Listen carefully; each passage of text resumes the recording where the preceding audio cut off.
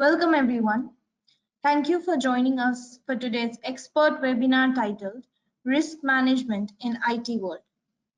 I am Ria from SpringPeople, and we are India's largest enterprise training providers. I will be your moderator for today's session. In today's session, we have Mr. Vikranth, a visionary leader with over 23 years of experience in information security, governance, compliance, and cloud architecture. With expertise honed in the banking sectors of India, Singapore, and the UK, he has delivered over 100 sessions on risk analysis, compliance, and cloud security for major corporations like Deloitte, Invesco, and Vodafone. Mr. Vikranth holds several prestigious certifications, including AWS Certified Security, Specialty, TOGAF 9, and CISSP. As a former VP of Information Security at NatWest, he led critical risk and compliance initiatives. Since June 2023, he has been a consultant and a trainer, empowering organizations like Urban National Bank with his deep knowledge and experience.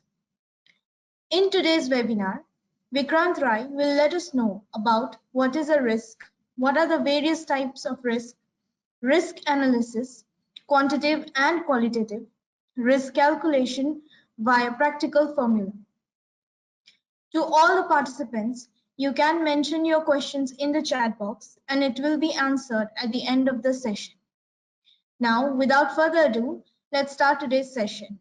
I would like to invite Mr. Vikranth Rai to start the session. Over to you, Vikranth. All right, folks. Thank you, Rhea, for that wonderful, I would say, very flattering, introduction. All right, folks. Without taking further, let's start the things. What I'm gonna do will be focusing on a couple of things regarding the risk because risk is a huge topic. So let's see what is it that we can do justice within 1 hour to this topic, risk management in the IT world. Here, you know that there are various types of risk, marketing, finance, etc., but what we'll be concentrating on, the operational risk, which we generally deal with from the IT perspective. Now, the point is when you talk about the risk, now risk has got a very generic definition which says, what's risk if you ask? It's nothing but the potential for harm or loss or injury. And it's the possibility of an adverse outcome, folks, often associated with, let's say, uncertainty. So it's just like the fact that if you ask me in one line, I define risk, and you might have seen in many books. So, I mean, no matter what your book go to, so and so forth, which book you refer to, or any forum, or any, so most of them they will start talking about, hey, risk is equal. It's like this is equal. So threat into vulnerability. This equation you will see invariably in most of the books. But the question is, when I ask this question, hey, what is this when you talk about this? Is it a multiplication sign? And ask me, guys, guess what? Most of the folks will be say, yeah, it is. And I say, no, it's not. Then you say, no, this is addition. And then say, no, this and but in reality, it's not the multiplication sign. What if I just tell you I got my threads, 5 threads, and let's say 2 vulnerability, and I say, hey, risk is equals to 10, is equal to 10 now. I go to the management and say, they ask a question, hey, Vikranth, what's the risk? I'll say 10. What the hell? I mean, what are you talking?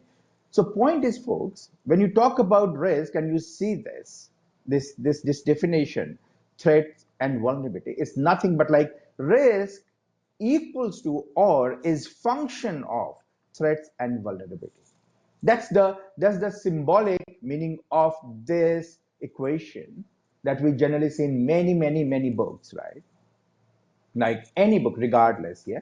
So it's a function of threats and vulnerability. When you talk about threats something, it could be internal, external, any potential danger, folks.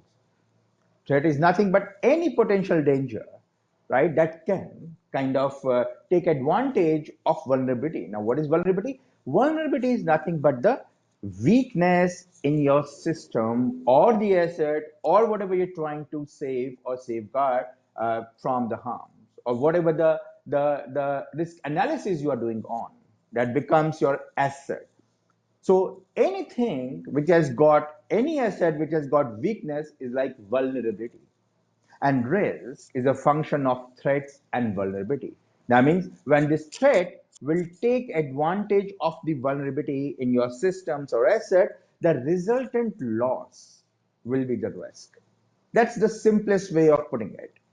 Now comes the point that what's risk management all about? Risk management, folks, is all about putting your risk at an acceptable level. When I talk about acceptable level, this means that in real world, that means the risk appetite of an organization. How much risk can they take? And this differs from organizations to organization. One organization may be having very high appetite to take, huge amount of risk, because they got a lot of budget, visionary, and then the culture is such, right? The budget is such, timelines is such, so and so forth. So it depends on these things. What's your culture? Is management culturally, behaviorally such that they don't mind taking higher risk? Right? That's one. Timelines. How quickly you want to analyze this risk? Do you have the data? You don't have the data. You want to do it qualitatively. You want to do it quantitatively, so on and so forth.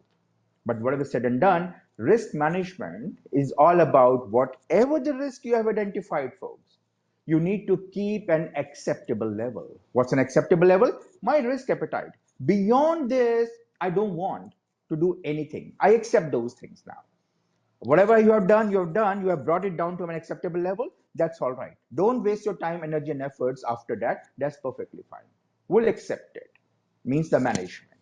That's the case. Now, while doing the risk analysis, folks, there are two methods that you can just adopt. One is quantitative and one is qualitative. When I talk about quantitative, each risk, all right, each risk will have a dollar value attached to it. That means tomorrow, if your management asks, hey, tell me just what's the biggest risk of this year, and you say, well, this is the risk that I have, what is the description you give?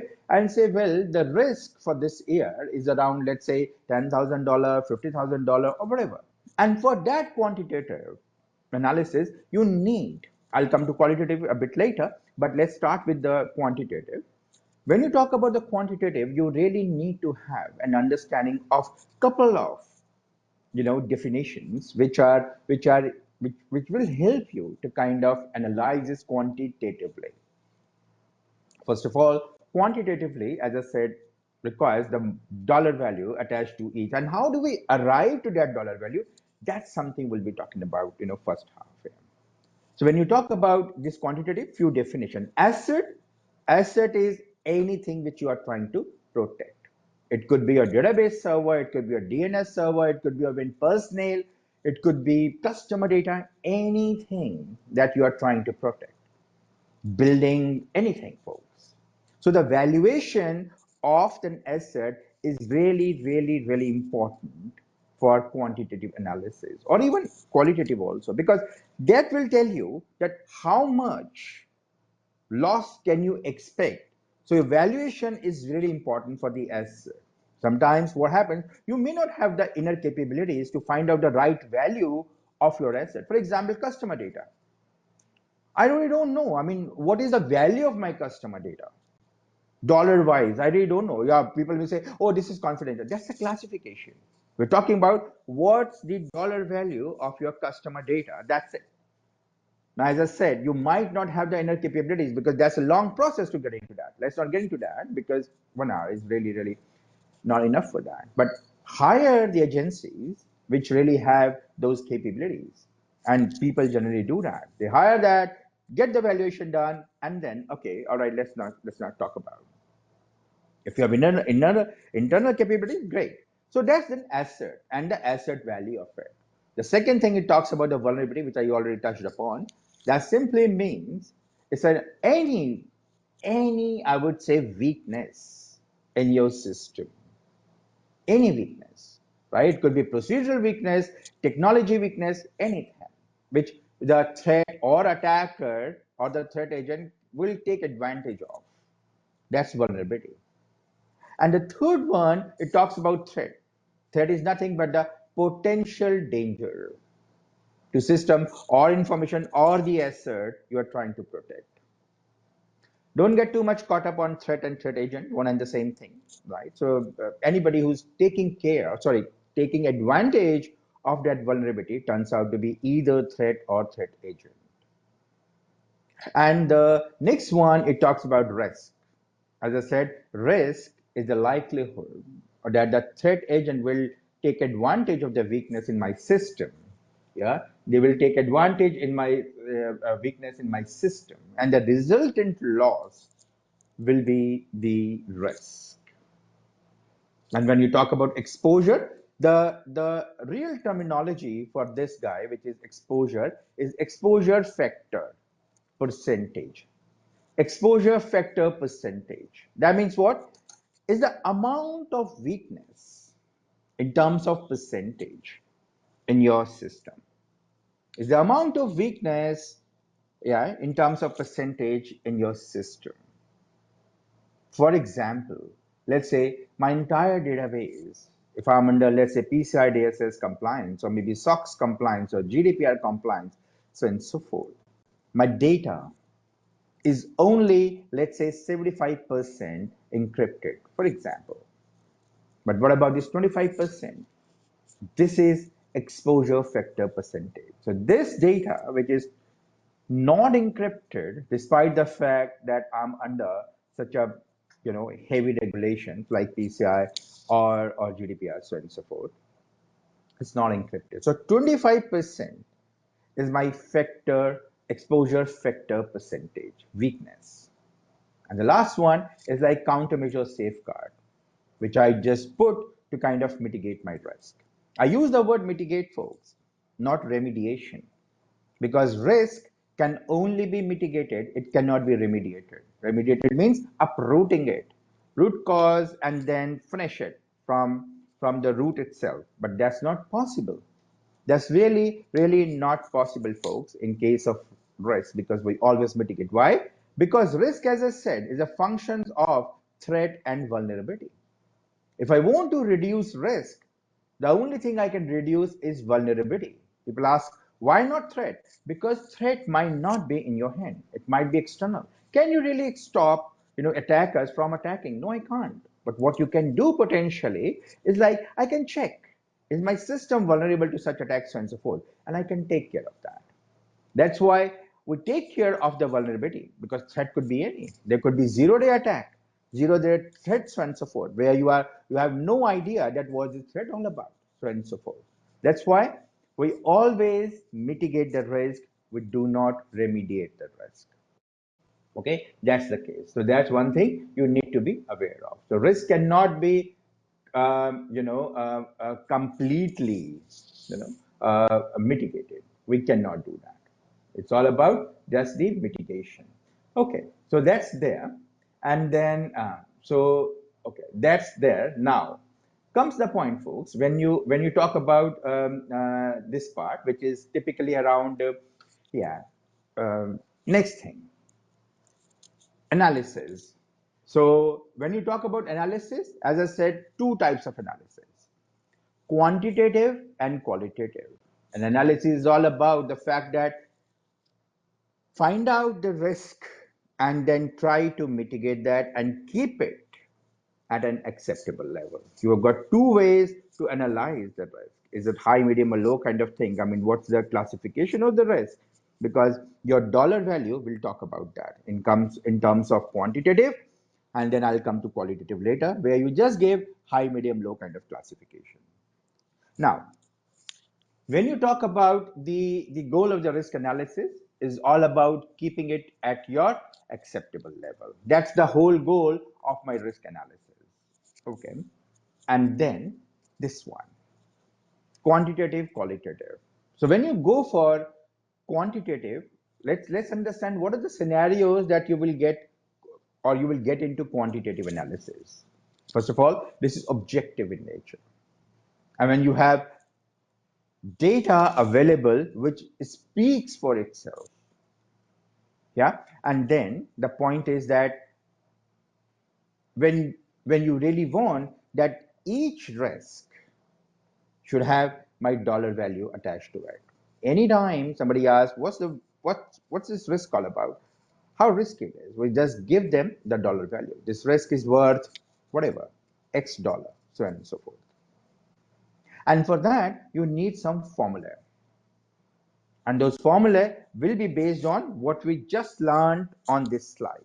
What we just learned on this slide, which is this part, okay? So we will be keeping these things in there. So when you talk about and then qualitative, by the way, qualitative is subjective in nature, folks. It's scenario based.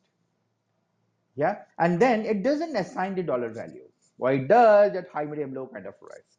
Of course, behind the scene, organizations have what does high mean, what does medium mean, what does low mean, but it won't give you a typical dollar value what quantitative analysis gives you for each risk. Another point to note for that is that when we get into quantitative, that means I have got huge amount of data which I can analyze, and based on that, I can just put some formula and then say, oh, this risk is this much. But I need to have the data for that. Right?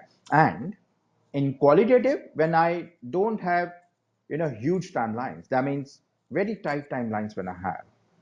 And let's say my boss comes and say, Vikranth, we're going to do this within next week, so and so forth. Oh, all right. And this risk. Then we go for qualitative. It's subjective in nature. We'll talk about what are the methods that you can go for qualitative, so and so forth. But let's first focus on the quantitative aspect of it. Now, when you talk about the quantitative, it goes like this. Number one, my asset means whatever I'm trying to protect or doing the risk analysis upon must be rightly valued. As I said earlier also, this is the stepping stone of any risk analysis. If your valuation of the asset is wrong, the entire stuff will be totally wrong. You might do the right things for exposures and so forth, but the point is, my value should have been the asset value should have been, let's say, $10,000 by showing me, but whatever the valuation I did, it shows me $50,000. I will unnecessarily put my efforts, time, and energy on that. But later on realize, oh, it's not that much because the valuation is not correct. I'm not going to put $10 lock on $5 by sector, right? That's a very cliched example, but yeah, it will give you that kind of stuff. So valuation is really, really important because you will find out what should I say, the controls or mitigations, right, accordingly. You will put protections accordingly. All right. The second thing is exposure factor. As I said, it's exposure factor percentage. That means the amount of loss in terms of percentage in my asset. That's my, let's say, exposure factor. And then let's say the first formula we calculate for this is like SLE, single loss expectancy. What's that? That means that the cost associated with the single realization of this risk, of this risk. In fact, I can just take, a, a 5 minutes work in here and explain these things, and it will help you. For example, I've got a house, yeah, which is worth $10,000, for example, and this house is made up of wood and concrete. It's made up of 40% wood and 60% concrete. Okay, this house is in a jungle, and this jungle is prone to fire. Now let me explain these things, it will help you there. Now comes the point, asset, of course, is the house. Vulnerability is like the wooden part.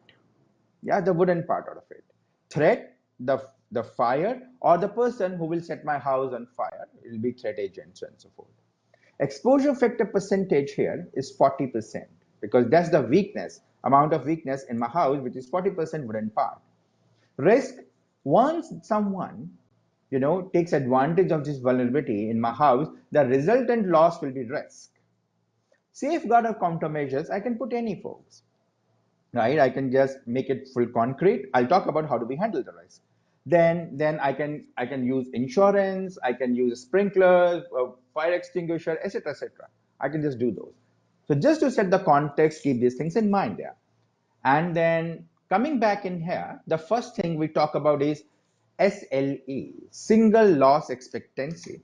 How much loss can I expect every time, for example, the fire takes place? That is single loss expectancy. In the house example, how much loss can I expect every time the fire takes place? And in this scenario, it will be like my asset value was $10,000. Yeah, $10,000. Exposure factor percentage 40%, right? 40%, isn't it? So what's there? It's like $4,000. Yeah, $4,000. 100 into 40, 4,000 is the single loss expectancy every time the fire takes place. This is the loss you can expect. SLE, single loss expectancy. That's the first formula we do in what? The quantitative analysis. And the second one is like ARO. What is ARO? Annualized rate of occurrence. How many times, or the frequency with which a specific threat will occur within one single year, which is very important to note. What's the frequency of this threat to occur within one single year? Because we talk about here annualized, folks. Every year loss we can expect. Okay, so that is ARO. For example, ARO is a number. Then, for example, if I say, hey, the fire takes place, every quarter. That means how many quarters are there in a year? 4 quarters. So it'll be like 4. The ARO will be 4 in this scenario. If I say fire takes place every quarter, 4. If I say it takes 2 times a week, then it will be like 52 into 2, 104. If I say it takes only once a year, or once in 10 years, once in 10 years will be like 1 by 10.1. So this is the ARO. Understand how many times it can occur in, let's say one, let's say it is 1 year. The frequency of occurrence within 1 year is ARO. As the name suggests, annualized rate of occurrence. And the next thing, this is the final thing that we calculate, folks, and give it to the management. This is the final thing that we calculate and give it to the management to handle. Middle management or the risk team, folks, does not handle the risk. Is the top management's prerogative to handle the risk, and I'll talk about that. We just analyze the thing and give it to them. It's up to you how do you want to handle, and we'll see what are the various ways that they use to handle the risk. So annualized loss expectancy is like possible yearly cost, right, of this. How much loss can I expect out of this thread in this year? That's the right way to put it. How much loss can I expect out of this thread or this risk this year?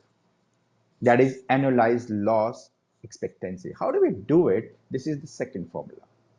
SLE that we calculated, and then into ARO. That will be my totally dollar value which I find. So for example, let's say what I said, that fire takes place once in 10 years. So it will be 1 by 10, isn't it? So what will happen, then I will say my SLE which I calculated, SLE which I calculate asset value into exposure factor percentage, and it was 10,000 into 40%, and it was like $4,000. So SLE 4,000 and ARO 1 by 10 because it occurs once in, let's say, 10 years. So 1 by 10, $400 I can expect. $400 I can expect for this. Yeah, I can expect for this.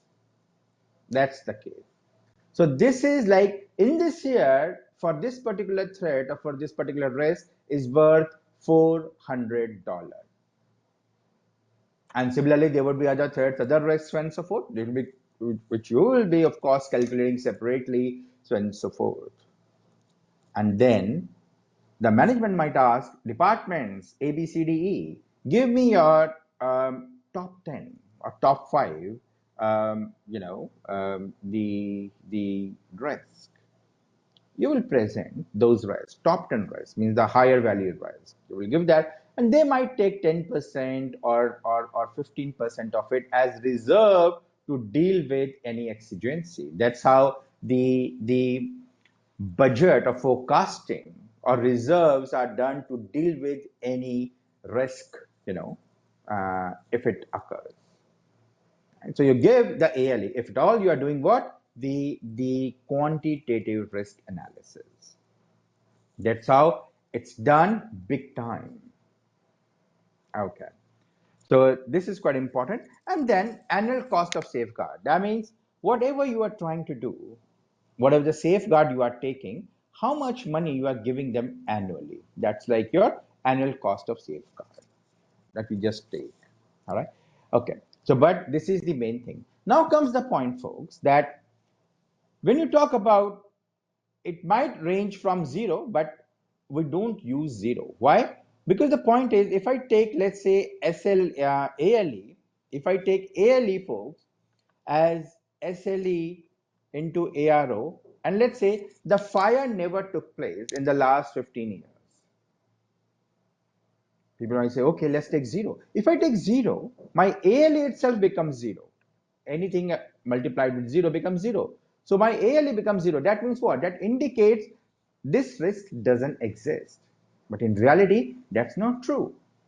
In the last 15 years, if the fire did not take place, does not mean in the 16th year it will not take place.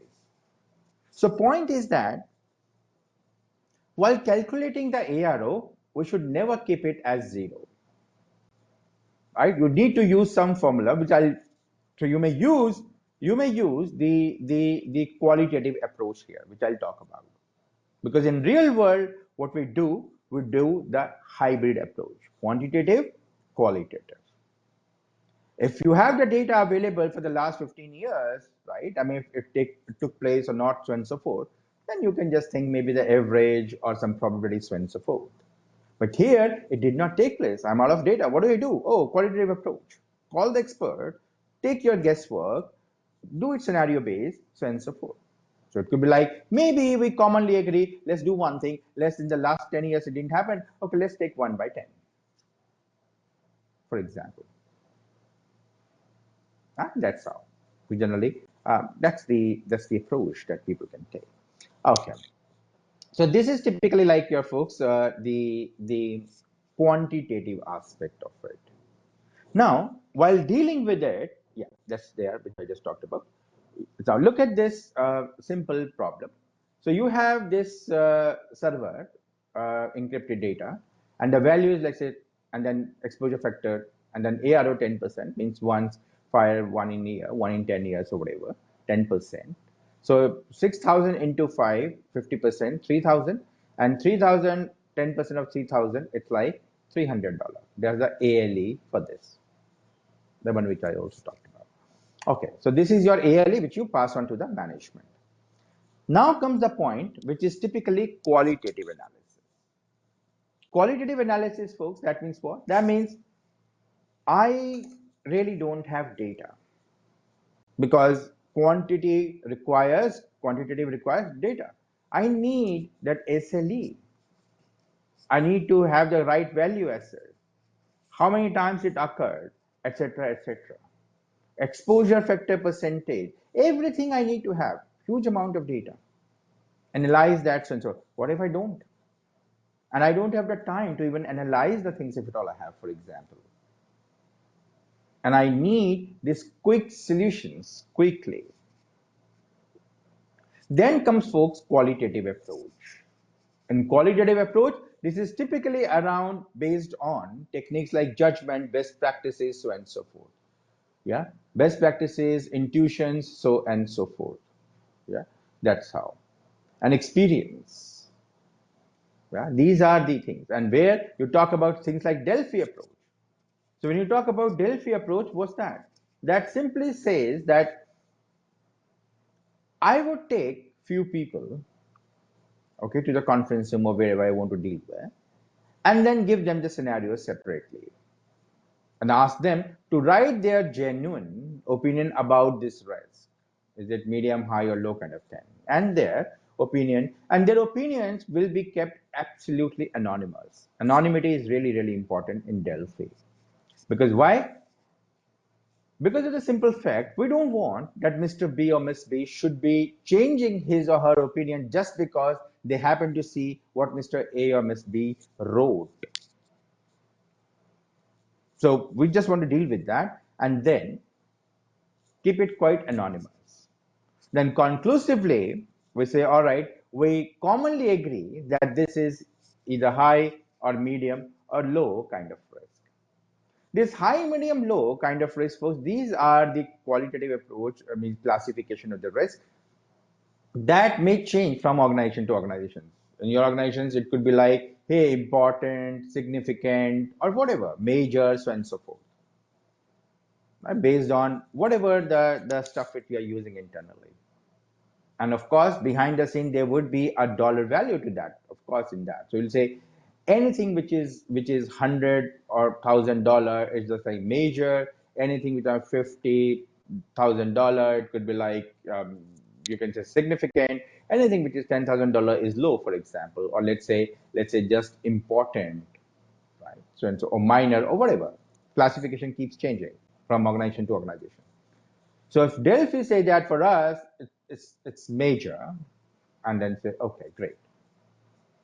Similarly, couple of others, almost similar. Brainstorming, you just go and together brainstorm and say, all right, folks, now how should we deal with that? What do you think this risk all about? Is it major, minor, or whatever? Then you will just take it together and say, look at this. You brainstorm. You understand what are the existing controls you have, how many times it might have occurred, so on and so forth. You call a specialist, you call expert advice, and so forth. Means qualitative, discussion based. And then you reach a conclusion saying that, okay, this is the risk, which we think commonly is this.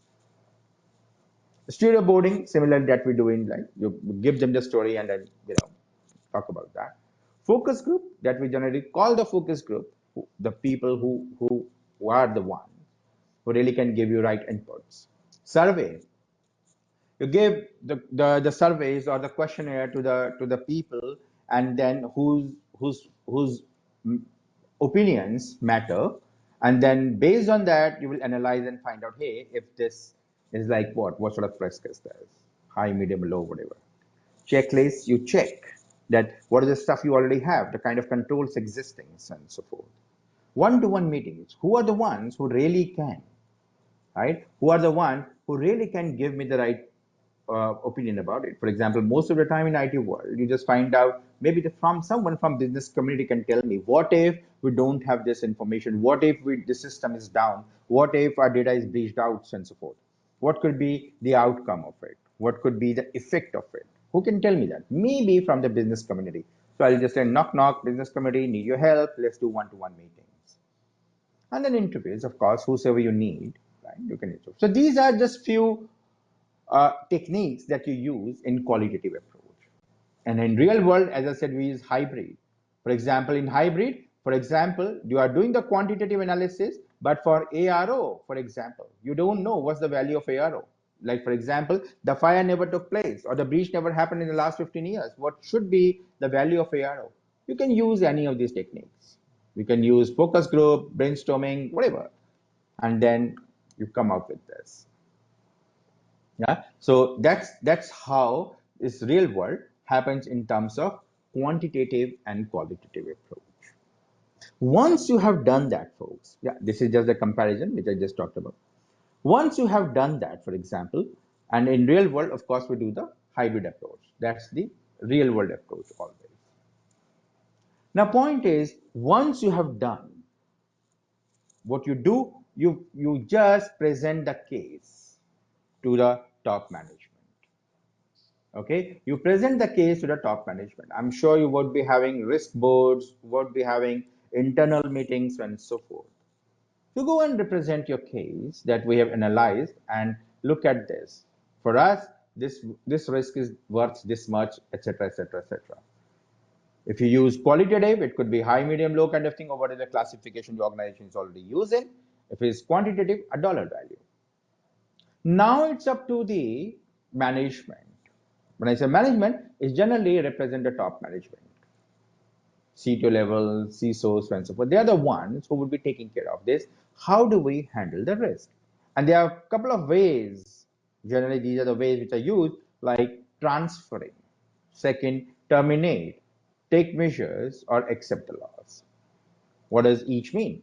Transfer means that can we transfer the risk to someone else for the loss?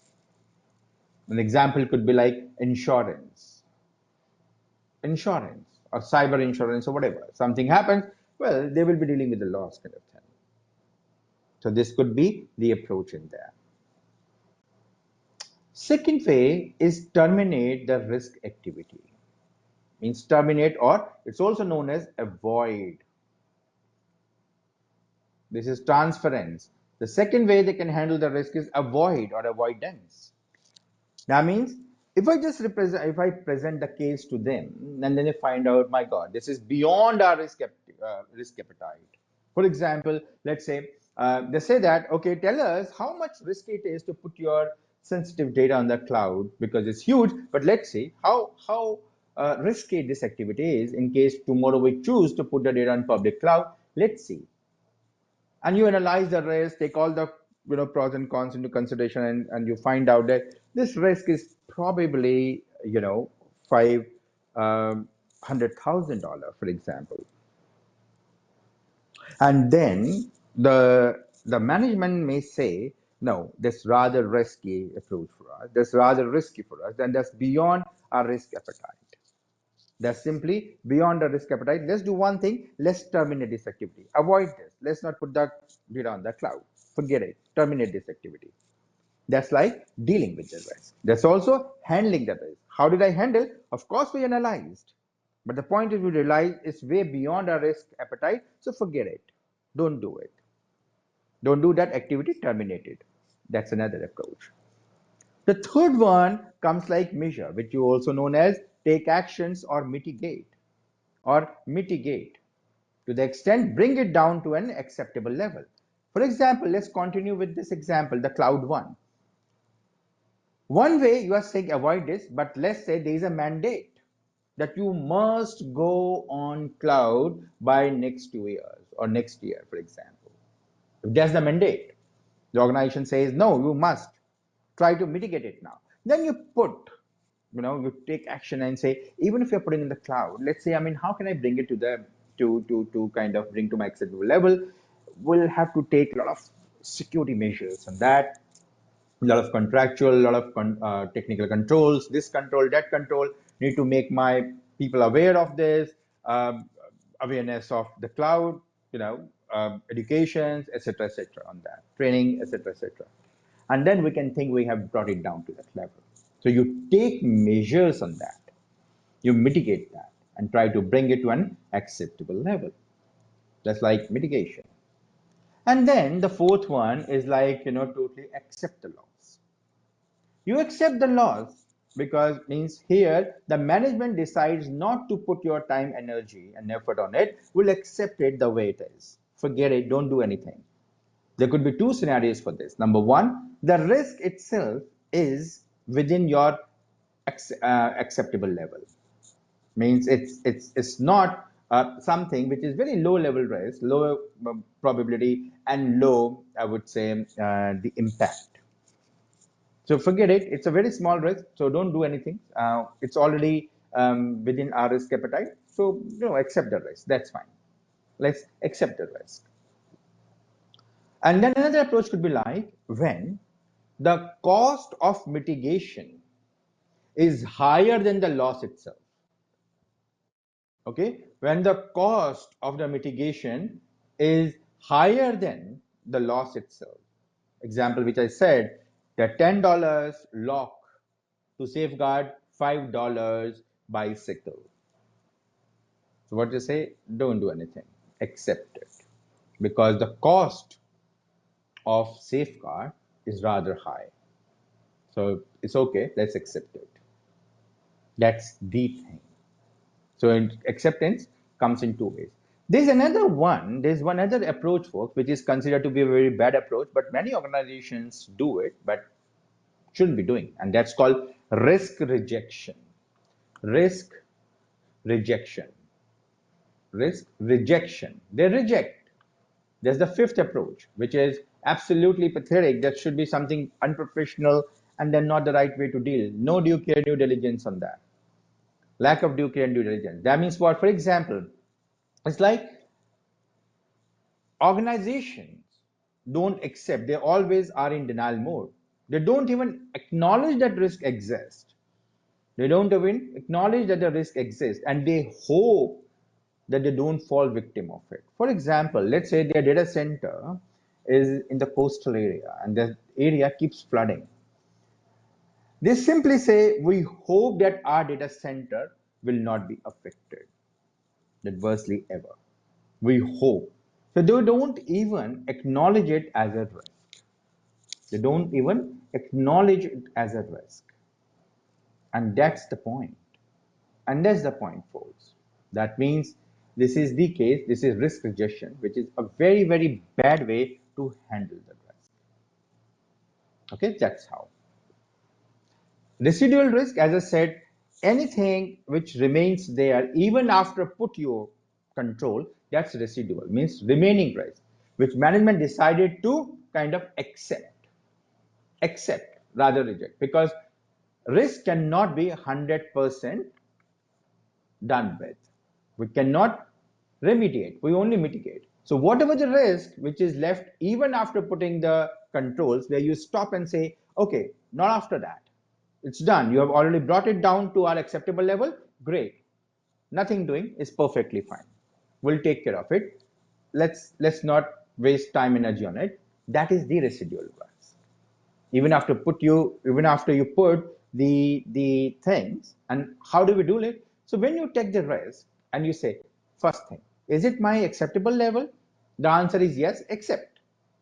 But let's say if it's not, then you try to put mitigation cost, then try to put some control and ask, is the mitigation cost, is the mitigation cost, greater than the asset value? If it is, accept, don't do anything. If it is no, then go and put another control and try to bring it to an acceptable level. Then you put another control and ask this question, has this come down to an acceptable level? If it has, accept, don't do anything further. If it's no, then ask, the control you are trying to put, the second control, is the cost of that control higher than the value itself?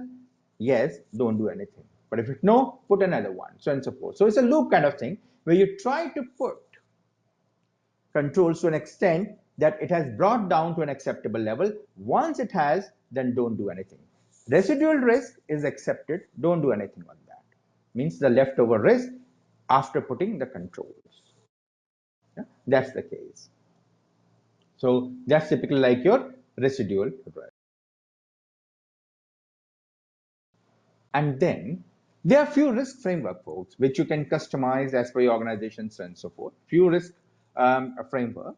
NIST is like something which is free of cost, folks, but NIST does not have the global acceptance, right? NIST is free, but it's more of US centric. ISO 31000 is an extension of 27000 series, but yeah, it's ISO 31000 is dedicated to all types of risk. It is globally accepted, but unfortunately, it's not free of cost. Then ENISA is one which is European one, right? Which is typically, when you talk about, there are many, but this is the one. So European Union Agency for Cybersecurity, they created this, right? It is also globally accepted, but it was done by the European Union Agency for Cybersecurity. This is also very good to start with, so on and so forth. Also, it's not free. So if you're starting your journey with the risk, and then you can just use the NIST. Once you're comfortable, yeah, for this and so forth, you can just go slowly and go for globally accepted principles, which is like ISO and or ENISA, so and so forth. And then you can mature in your framework journey. But risk frameworks are highly customized, folks. You can just customize those as per your suitability of the organizations, because frameworks are tailorized, right? That's why they are tailored. That's why they're called framework, not methodology. The difference between methodology and framework is such, because people generally say, "Oh, this is methodology," but you need to understand what's the difference. Methodology is something you cannot change. It's prescribed. For example, in medical industry, operational one, cut 2 inches, give this much of anesthesia, keep it for rest for 2 hours, and so forth. The step one, step two, step three, so on and so forth. That's methodology. But here, framework is like highly customizable. You can tailorize it as per the suitability of your organization. So these are few risk framework that you can just think of. There might be many more, Octave, FAIRS, and so forth, but these are quite popular ones, and you can choose and customize to your organization, and then bring one, and then play around with that. Okay, so that was the thing, folks. I mean, for this, and I would say over to Rhea. Rhea, if you are there, I'm kind of done. Thank you very much, folks. But we'll wait for questions and answers. But yeah, over to Rhea. Thank you, Vikranth, for your invaluable insights on technology. Thanks. I'm sure it was certainly a very informative session for all. If you guys are interested in learning more about various information security, do check out our super discounted batches of virtual instructor LED trainings on our website, springpeople.com. These VILG trainings are leveraged online from the comforts of your home and flexible as per your schedule and location. If you do not find any suitable batches, we'd be happy to discuss and schedule private batches for you. If you don't have time to join live online, then do try out our affordable self-paced courses. For more information, do write to us at training@springpeople.com or call us on our number displayed on the current slide. Thank you everyone, and thank you Vikrant once again. We appreciate you being here. We shall be sending out the webinar recording to all the participants soon. I request you to kindly provide feedback before signing off, which will help us improve the quality of our future events. Thanks again for joining us today. Signing off on behalf of Team Spring People. Hope to see you again for our next expert webinar. Thank you. Thank you, folks. Thanks.